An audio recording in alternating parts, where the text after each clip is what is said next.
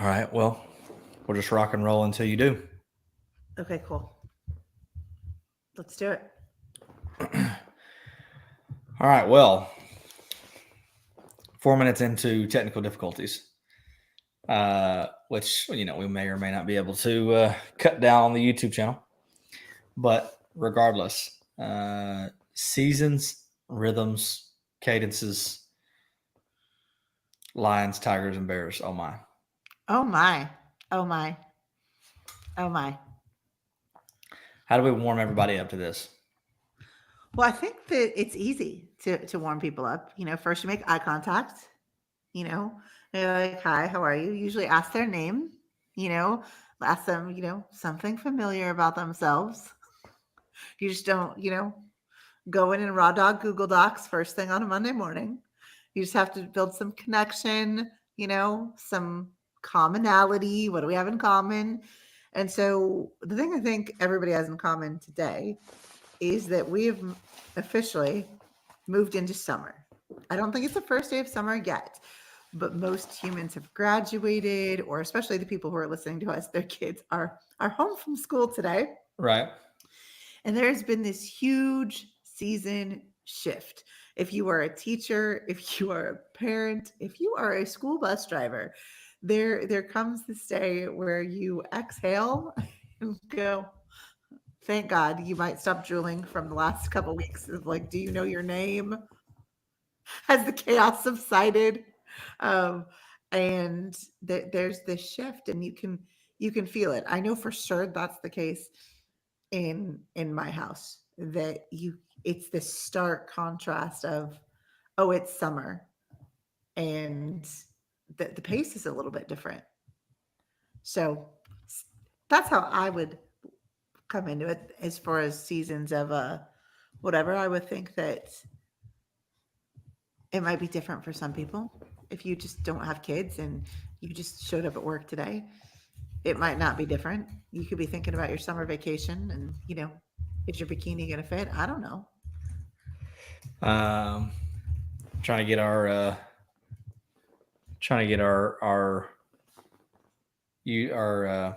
link posted into school to see if anybody can join us. Oh, that's nice. I think that would be right. Let's see. So what about it? What about summer's different? Yeah. I mean, what about the so let me ask that in a different way. What changes in summer for In this most people? house? Okay, yeah. Let's talk about it in your house. Well, the food consumption. Mm, Like, because my kids eat breakfast at school and eat lunch at school and they're gone all day. So this is where my grocery bill gets exponential, because the children are feral and they act like they haven't eaten all year. So the first couple weeks of summer, it's like they're preparing to hibernate for winter. So there is no amount of food that will be sustainable, no matter how much I prepare. And the funny thing is it's not food they want. Like for Benjamin, it needs to be Cheez Its and pretzels and peanut butter and jelly. I literally asked him, what did you eat yesterday? Peanut butter and jelly. How many, son? I only had two today. Did you eat anything else? I had some cereal. Okay, there's tri-tip. My husband smoked some beautiful tri-tip, and that kid's eating peanut butter and jelly. So one, food consumption. Two, my mornings are so much more quiet, because people they don't rise from the dead until like 10:30 or 11. And so there's no hustle and bustle. So I got up this morning, I made my coffee, I lit my candle, like I got all ready for our work day. Uh, and then there's also the other side of that is that I've got Isaiah all day, um, every day staring at me, which also means that you have Isaiah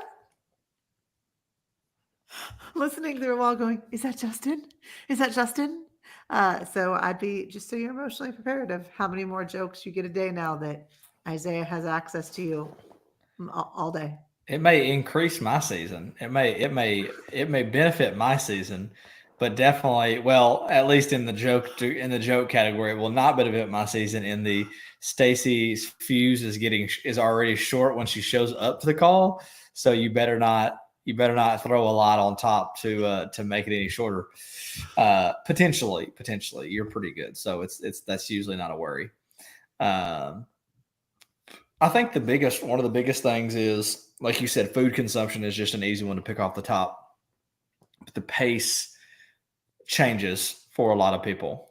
So we talk about this concept in the cohort when we do this similar subject in our 12-week group coachication that we talk about all the time. Is there's a rhythm, so there's a cadence to your day, and there's a season of life that you're in, right? So it would kind of be like the pace at which you read the page in a book versus the chapter that you're in the book.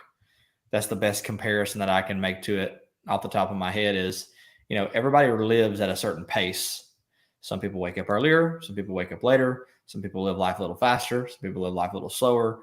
There's a lot of different demands on people, right? How old are you? How many kids do you have? Kids in the house, kids out of the house, job, location, how are you raised versus how you're raising other people, right? That type of thing. So the cadence can change, or the cadence is pretty consistent for most people because humans are habitual creatures, but the season is going to look a little different depending on the time of year. Like the literal season could be, it could be where you're at in your family's timeline. So, for example, you just had your youngest biological child graduate high school, and you only have one more of your adopted children to go through 2 more years of school, right? So, I mean, you're almost quote unquote empty nested in that degree, but also you are shifting so that's a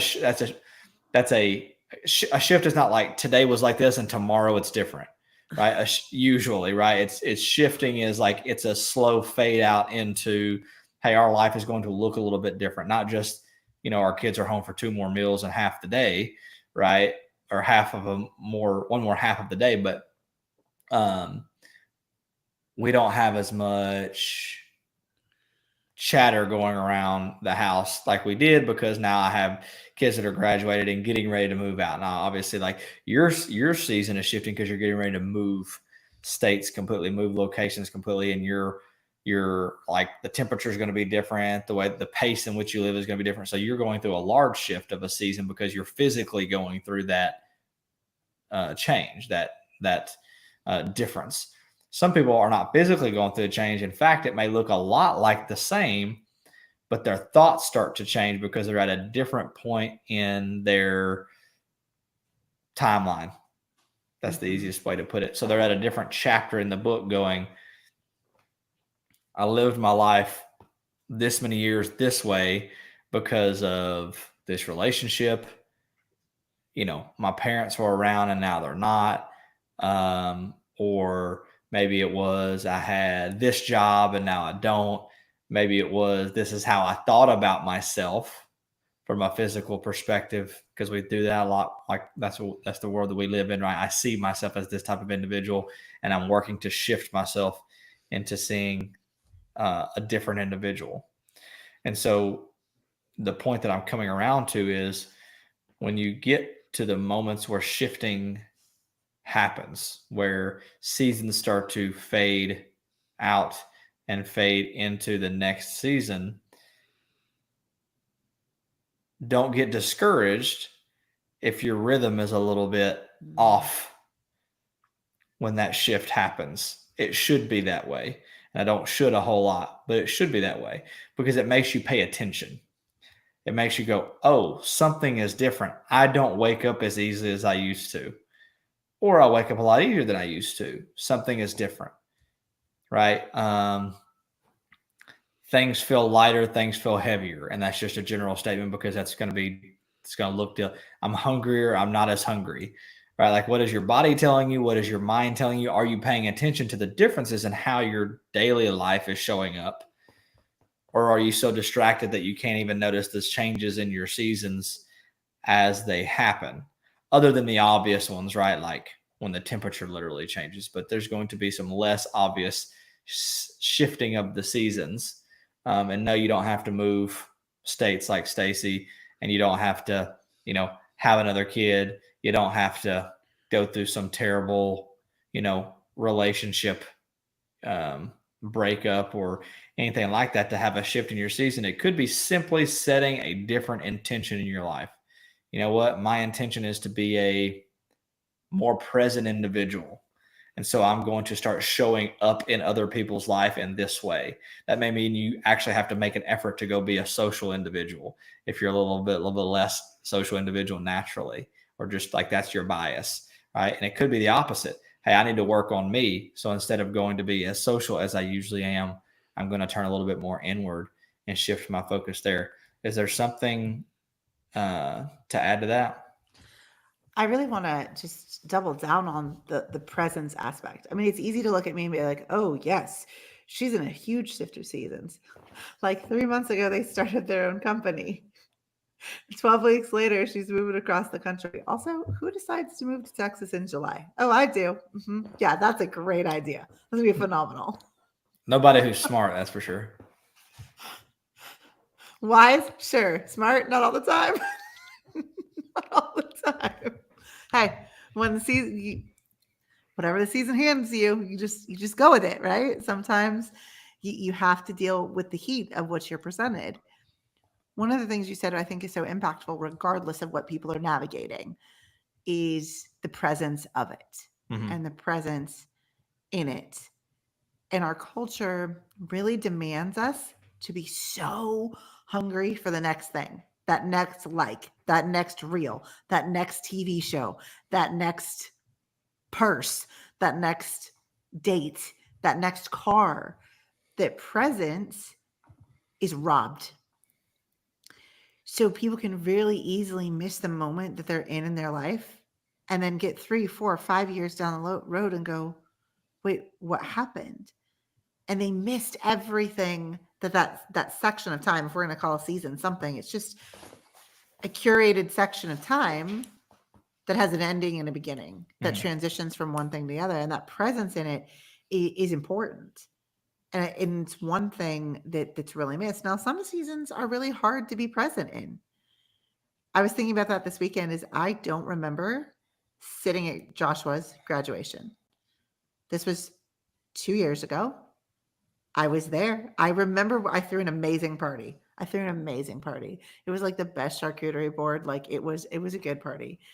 But I don't, and there was like 40 people here. I remember the intentionality of curating this event and making him feel special and all the table decor. But I don't remember sitting in the stadium watching him walk. And as I was watching these other two boys walk, I was like, I know I had to be here. I was really curious about why I didn't remember it. And I was like, I wonder what you were so focused on that you don't remember being here. And so when you talk about presence, it is the thing that we ask people to do the most of, not just to be aware, because we're so big on awareness, intention, and execution, but to be aware of it and then be really present in it, because every moment has something you can glean from it, even if you don't love where you're at. Maybe you're recovering from surgery. Maybe you're just post-divorce. Maybe you just lost your job. Nobody's looking at those seasons going, oh, I'm so excited to be here. This is my favorite. Okay. Well, those hard days have something to teach you just as much as the amazing days without rushing through it. And presence is the key to glean whatever that has through it. And it's what we ask people to do really every day, to be like, okay, how do we be present in this so you can make the next right decision? Something else that might help for the people who are less inclined to understand what the word present means, because I think that words like that, maybe not that particular word, but word like that, in the moment, present, paying attention, like, I don't know, a lot of different synonyms for that same thing that you're talking about, people might not necessarily connect with because like, okay, I don't know what it means to be in the moment. Like, I don't know what that really actually means. Like, I don't know, like there's no, that's a little bit of a kind of like a vapor. Like, it doesn't really have, like, I can't hold on to it. And so to me, when I hear you say being in the moment, it really just means focusing on what is in front of you. Like, what is here right now? Like, what is in, it could be your physical environment, or what is going on, what is rolling around in your head that you can't get out of your head currently, right? What's the thought that keeps ruminating, that keeps popping up? What's the person that you keep thinking about? What's the event that you're either looking really forward to or dreading? What is the, how does your current environment, like what's going on in front of you right now, like at the desk you're sitting at, or the car you're driving, or the kid you're playing with, right? Like, what is it that is happening in this present moment, physically and in your head, that you can start to focus on and start to change?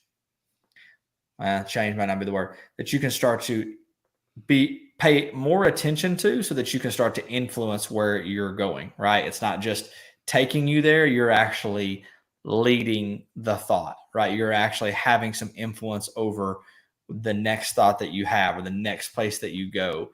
And so, like Stacy said, is 2 years ago, I was there, but the lights were on, but nobody was home, right? I was there, but I wasn't there because I don't even remember it. I remember aspects of it, but I don't remember it. So obviously there was something, either that was some baggage that was weighing down that memory, that you had a hard time being present, or there was something that maybe you were looking so forward to, or in the middle of, which it was the end of the court case 2 years ago, right?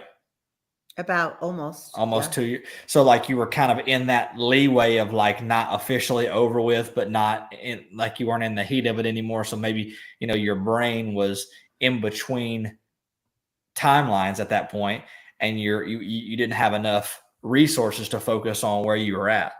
And it's not good. It's kind of, I say it's good, bad, or indifferent, right? I don't know that you should give judgment to it, because then that stops you from being focused on the present moment, which I think is another great point.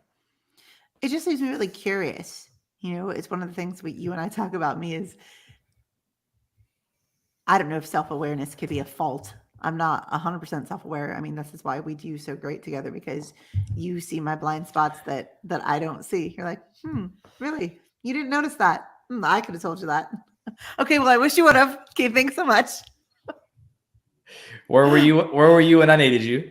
Hey, we're learning. We're both getting more vocal when we see the things. I mean, just time and reps. But I'm curious, especially like in my own journey of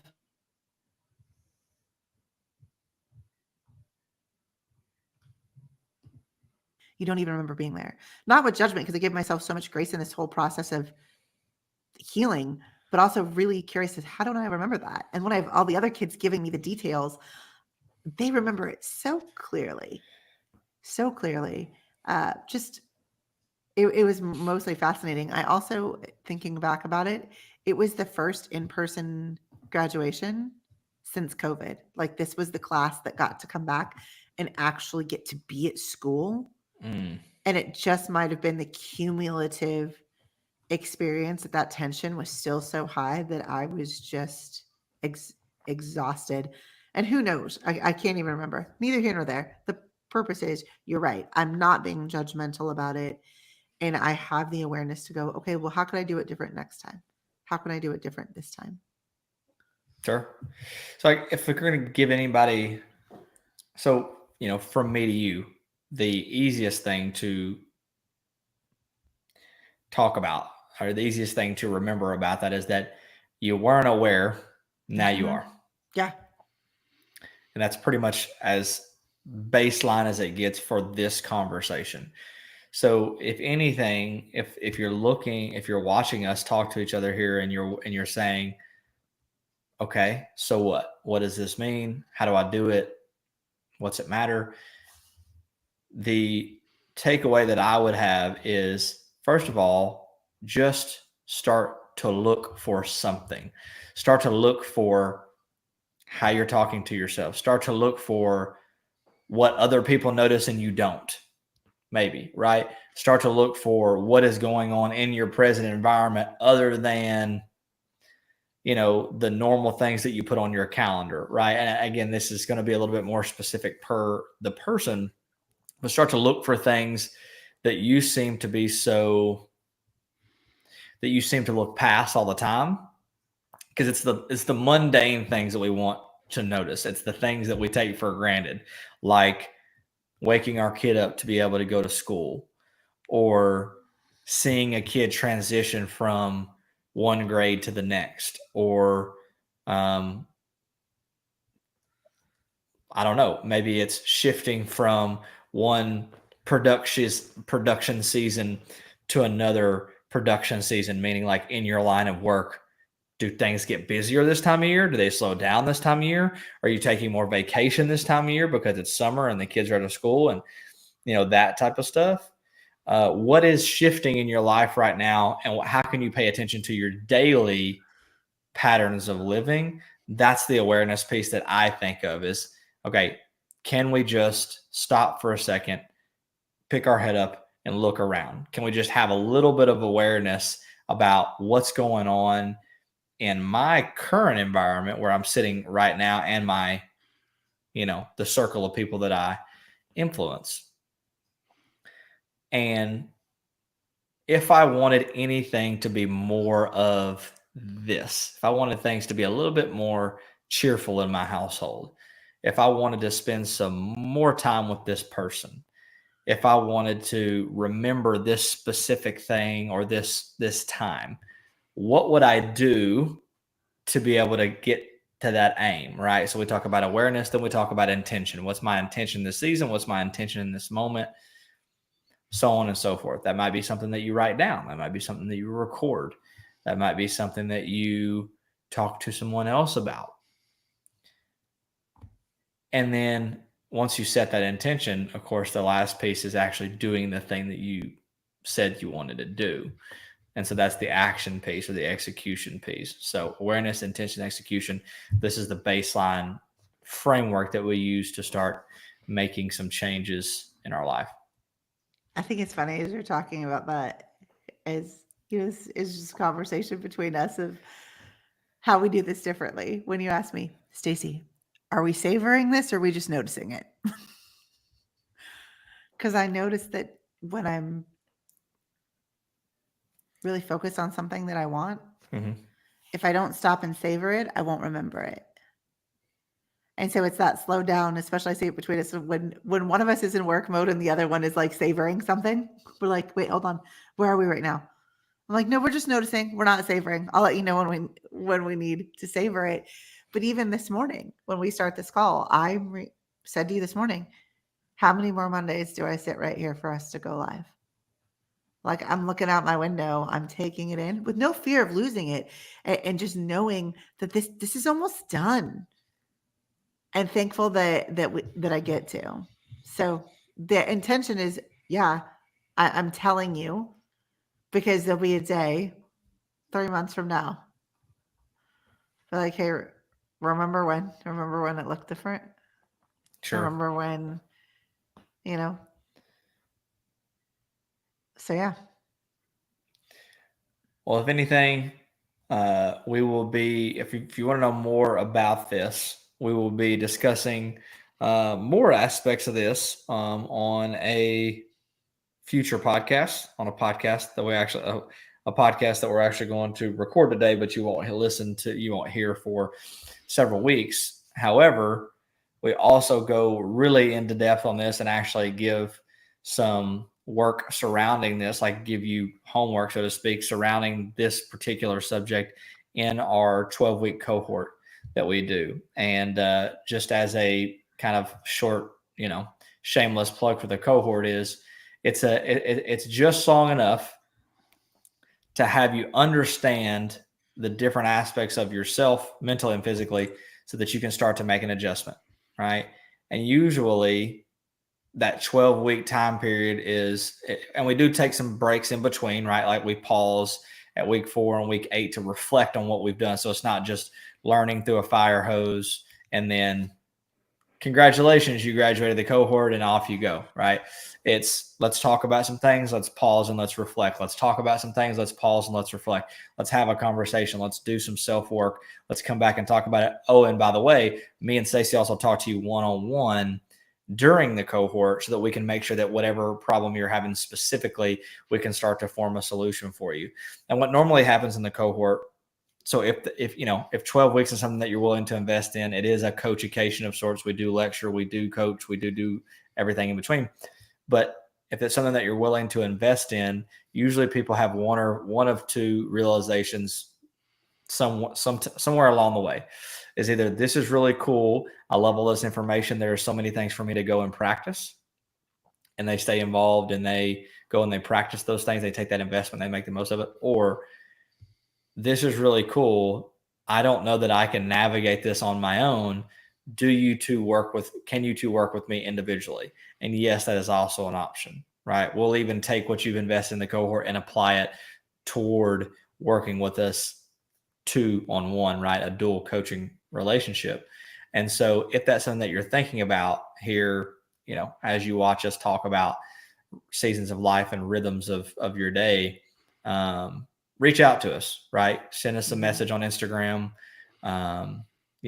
email us if you have our email, right? Make a comment on this YouTube video, whatever it is, and see, how do we give you more of what you need so that you don't have to be so on the fence about making that decision, and we can help you in whatever way that we can.